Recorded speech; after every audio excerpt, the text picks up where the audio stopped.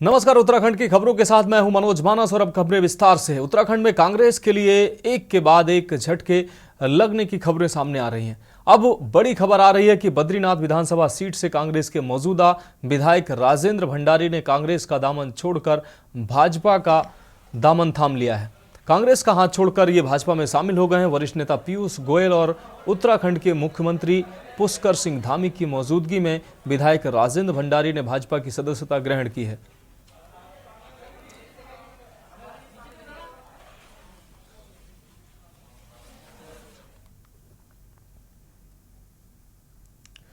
अब रुक करते हैं अगली खबर का।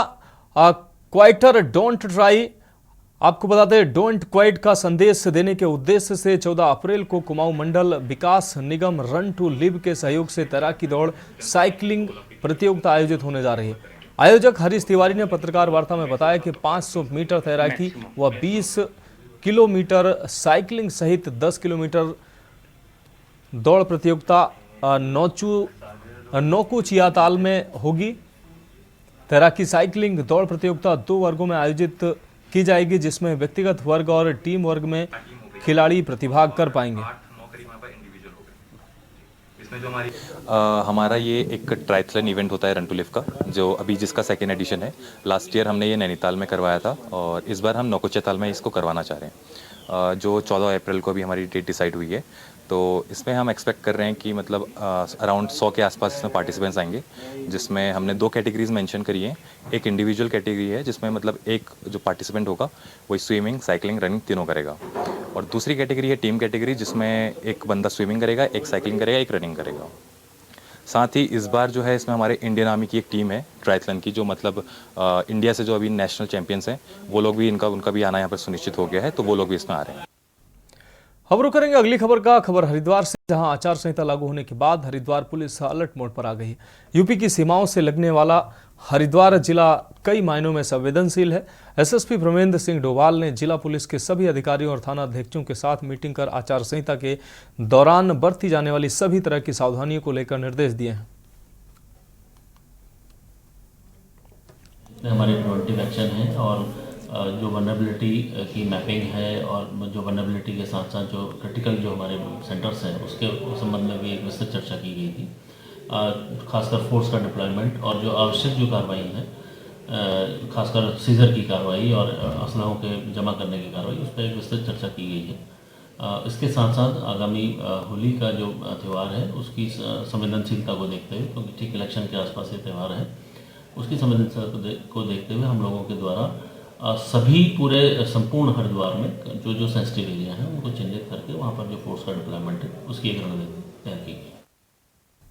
अब बढ़ेंगे अगली खबर की ओर। खबर देहरादून से, जहां लोकसभा चुनाव से पहले उत्तराखंड कांग्रेस को एक और बड़ा झटका लगा है। कांग्रेस के बद्रीनाथ से विधायक राजेंद्र भंडारी ने कांग्रेस की सदस्यता से इस्तीफा दे दिया, साथ ही भाजपा की सदस्यता ग्रहण कर ली है। उन्होंने दिल्ली में राजेंद्र भंडारी ने पीयूष गोयल, सीएम धामी और अनिल बलूनी और दुष्यंत गौतम की मौजूदगी में पार्टी की सदस्यता ली है। अनिल बलूनी ने राजेंद्र भंडारी को पार्टी में शामिल होने पर उनका स्वागत किया। राजेंद्र भंडारी के भाजपा में शामिल होने से गढ़वाल लोकसभा सीट पर भाजपा को काफी फायदा होने वाला है।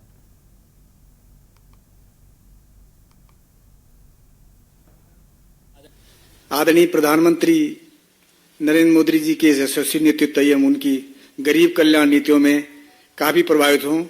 उनके नेतृत्व में पूरे देश में विकास की अविरल यात्रा चल रही है। आदरणीय प्रधानमंत्री जी ने विकसित उत्तराखंड और 2047 तक विकसित भारत का जो लक्ष्य रखा है उसमें मैं अपना संपूर्ण योगदान देना चाहता हूं। मैं आदरणीय प्रधानमंत्री श्री नरेंद्र मोदी जी के नेतृत्व में ये समय उत्तराखंड का है। ये सभी भारत की सदी है, ये सभी भारत की सदी है। इसलिए मैंने एक समर्पित कार्यकर्ता के रूप में भारतीय जनता पार्टी में शामिल होने का निर्णय लिया है। आज बड़ा सुखद अवसर है कि राजेंद्र भंडारी जी, जिनके बारे में अभी अनिल जी ने बताया, एक लंबा उनका राजनीतिक कैरियर है। जिला पंचायत के अध्यक्ष रहे हैं, बहुत सामान्य स्थितियों में उन्होंने काम करना प्रारंभ किया।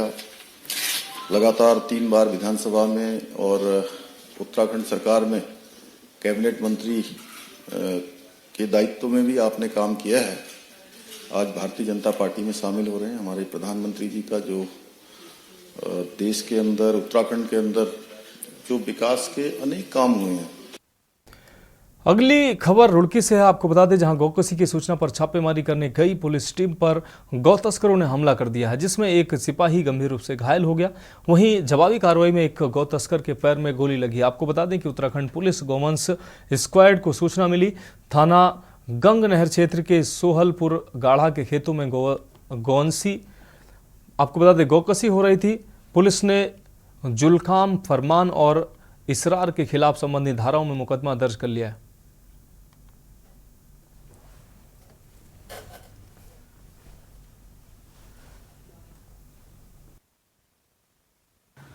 थाना गंगनहर में सोहलपुर गाड़ा क्षेत्र में कल एक गौवन स्क्वाड को सूचना प्राप्त हुई थी, जिसमें कुछ व्यक्ति द्वारा एक गन्ने के खेत में कुछ गौ मांस जो है काट के उसका वितरण किया जा रहा था। इस सूचना पर गौवन स्क्वाड मौके पर पहुंचा था। जब इनकी धरपकड़ की कार्रवाई चल रही थी, उसमें एक जो अभियुक्त है उसके द्वारा गौवन स्क्वाड पर हमला किया गया था, जिसमें हमारे जो कर्मचारी है उसको चोट भी लगी थी। पुलिस ने इसकी तत्परता से कार्रवाई करते हुए जब ये इसके बाद फरार होने के बाद पुलिस के द्वारा कॉम्बिंग की गई। कॉम्बिंग में इसके द्वारा पुलिस पर हमला किया गया था, जिस पर पुलिस ने त्वरित कार्रवाई करते हुए।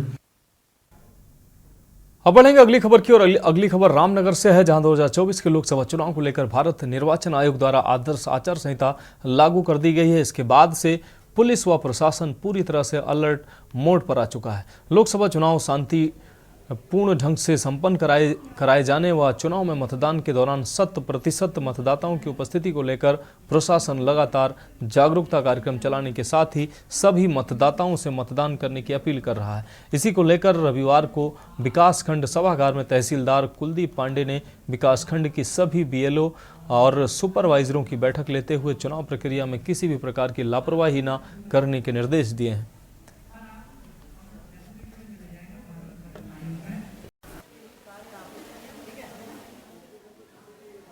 कल ये दिनांक 16 मार्च 2024 को माननीय आयोग द्वारा एमसीसी हेतु लागू किया गया है। साथ ही जो इलेक्शन लोकसभा चुनाव का जो शेड्यूल है वो जारी किया गया है और एमसीसी लागू भी होगी।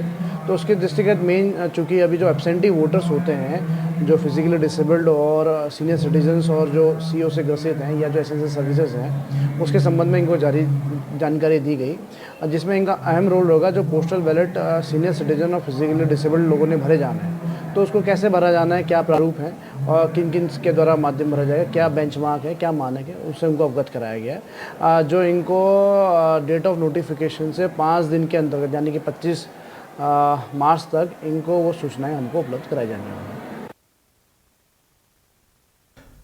अगली खबर नैनीताल से, जहां नैनीताल के बिजली के तारों में फंसी आपको बता दें फ्लाइंग फॉक्स का वन विभाग व विद्युत विभाग की टीम द्वारा सकुशल रेस्क्यू कर उपचार के लिए जू भेजा गया है। रेस्क्यू के दौरान जंगलों में बमुश्किल दिखाई देने वाला फ्लाइंग फॉक्स को देखने के लिए लोगों का तांता लगा रहा। ये क्या कहते हैं कि ये फ्लाइंग स्क्वायरल थी जो तार में बीच में फंस गई थी। उसके बाद क्या कहते हैं, इसको क्या कहते हैं, नगर पालिका गाड़ी से बुला के तार कटवा के इसको लेके निकाल दिया है, रेस्क्यू कर लिया है। उसके बाद क्या कहते हैं, इसको हम जू लेके जा रहे हैं, उसका इलाज वहीं।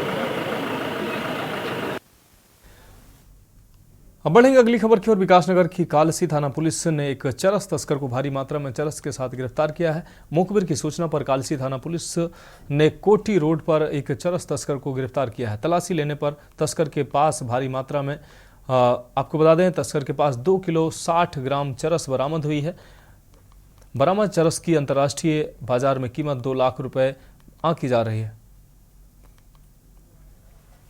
लोकसभा चुनाव के दृष्टिगत की जा रही चेकिंग के दौरान थाना कालसी पुलिस द्वारा कोटी रोड पे एक व्यक्ति भगत राम निवासी धारिया मलेथा को 1 किलो 60 ग्राम चरस के साथ गिरफ्तार किया गया है। गिरफ्तारी टीम में additional SI Yudhveer Singh, constable Mohan व कांस्टेबल जसराम सम्मिलित थे। बरामद चरस की कीमत लगभग 2 लाख से कुछ अधिक है और इस प्रकार अभी उसे रिमांड के लिए प्रस्तुत किया जा रहा है।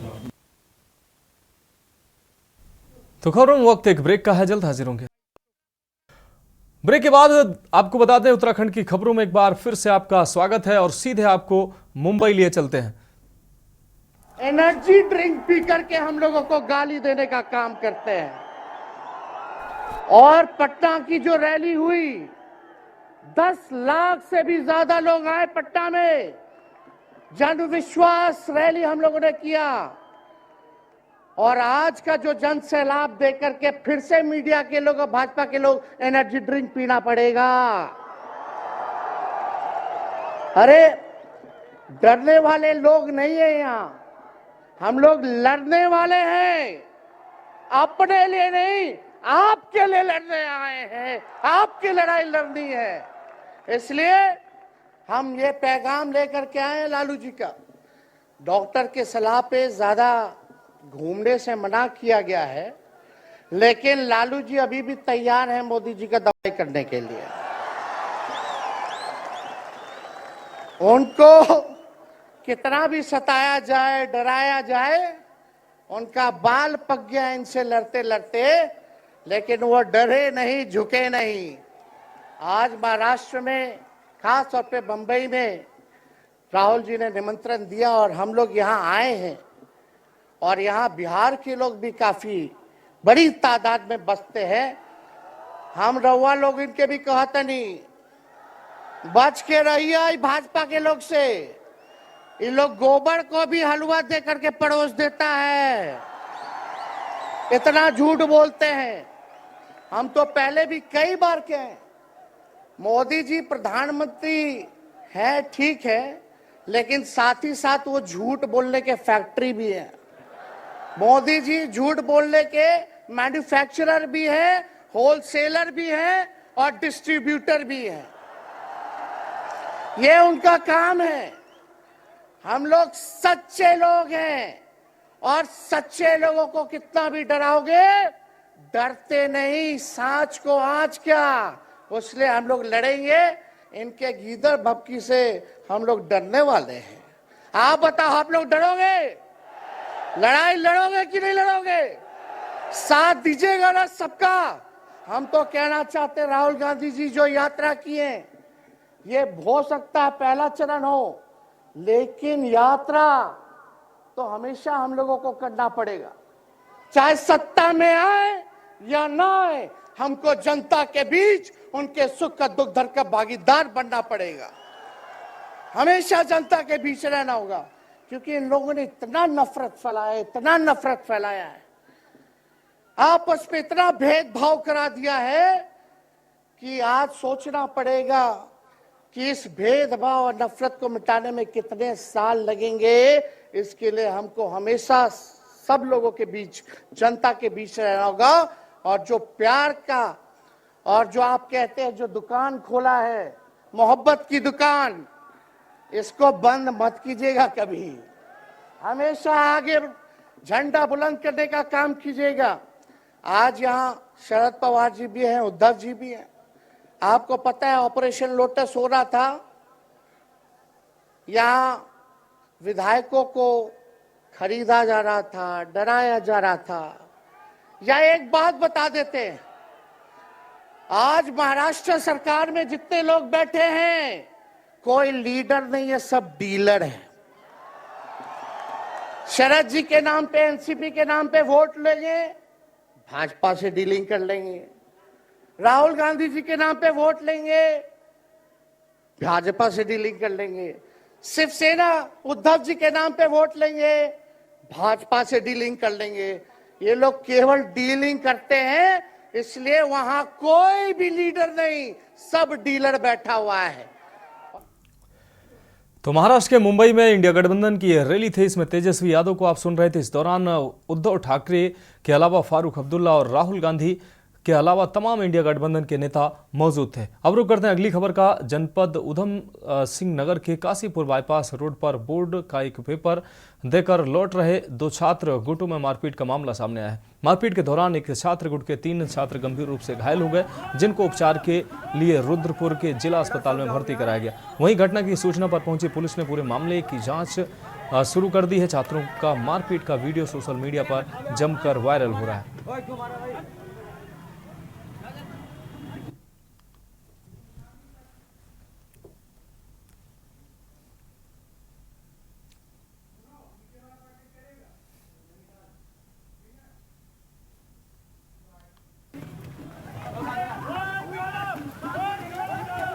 बेटा सब जाओगे? हाँ,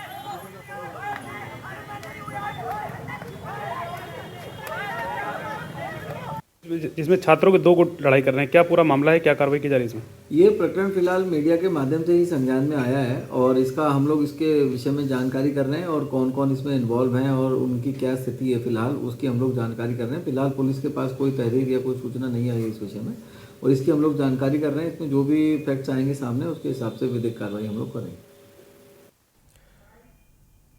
अब रुक करते हैं अगली अहम खबर की। पर्यटन सीजन के दौरान नैनीताल और आसपास की झीलों में नौकायन का आनंद उठाने वाले पर्यटकों के लिए यहां के नाव जुटे हुए हैं। आइए हम आपको बताते हैं कि जिस रोविंग बोट में आप सफर कर नैनीताल की सैर करते हैं वो आखिर बनती कैसे है।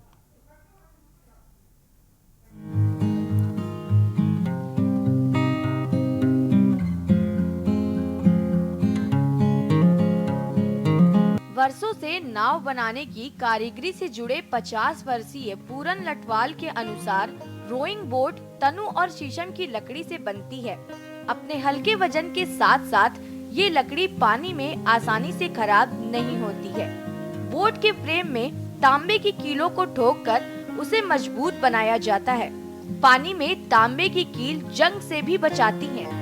फ्रेम बनने के बाद लकड़ी को अलसी का तेल पिलाते हुए 2 दिनों तक उसे सुखाया जाता है। नाव में इसके बाद पोटीन से चारों तरफ की दरारों को अच्छी तरह से भरा जाता है। पोटीन के सूखने के बाद नाव में सिंथेटिक वार्निश से पॉलिश किया जाता है। इससे नाव में स्थिरता और मजबूती आती है। नाविक समेत 4 लोगों को घुमाने वाली इस नाव की सुरक्षा के लिए सभी महत्वपूर्ण इंतजाम किए जाते हैं। एक नई रोइंग बोट बनाने में लगभग 60,000 रुपए का खर्च आता है। ये है इधर को हमें एक तो काम कम है, इधर को फर्स्ट मीन तो ये है हल्का काम है और दूसरा ऐसा है ये मौसम जो है हमारा जो है बोट बनाने के लिए बड़ा अच्छा होता है क्योंकि ना इसमें ज़्यादा धूप होती है ना ज़्यादा सर्दी होती है। कभी मौसम साथ को भी उसमें जो है इसमें लकड़ी को जो है हमारा नुकसान कम होता है। और टाइम हम जैसे कि और टाइम में करें जैसे अगस्त में या सितंबर में इस अगस्त में इसमें जिसमें उसमें धूप तेज़ी होती है उसमें बोट की लकड़ी फटने का हमारा डर रहता है। तो इसलिए ये काम ज़्यादातर इसी महीने में होता है सर। ये हम ज़्यादातर जनवरी से ये फरवरी से लेके इधर मार्च अप्रैल तक 2-3 महीना काम ये पूरा रहता ही है। उनकी लकड़ी जो है इसलिए महत्व की आती है। एक तो नंबर 1 तो वो हल्की होती है सूखने के बाद कुछ हल्की है और दूसरा जो है बैंड हो जाती है पूरी नाव बनाने के लिए बेंडिंग के लिए बहुत बढ़िया रहती है। ये जो हमारी बोटें हैं ये पानी में चलती हैं इसमें लोहा का इस्तेमाल नहीं होता है क्योंकि लोहा जो है जल्दी जंग पकड़ जाता है। इस तरीके से नाव की उम्र लंबी हो जाती है। नैनीताल में जो भी पर्यटक आते हैं वो एक बार इन रोइंग बोट में नौकायान जरूर करना चाहते हैं।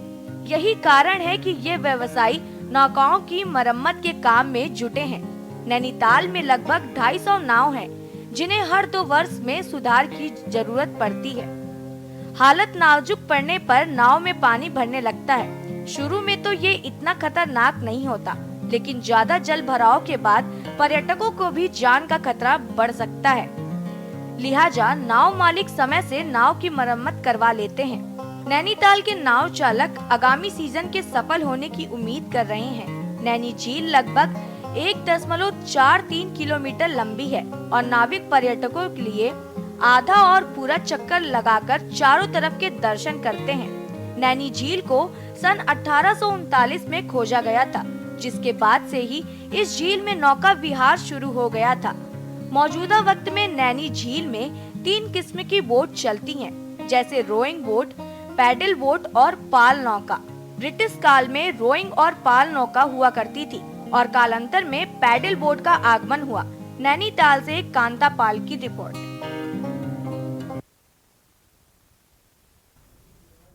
तो उत्तराखंड की खबरों में अभी के लिए मेरे साथ इतना ही। मुझे दीजिए इजाजत और आप देखते रहिए के न्यूज़ इंडिया।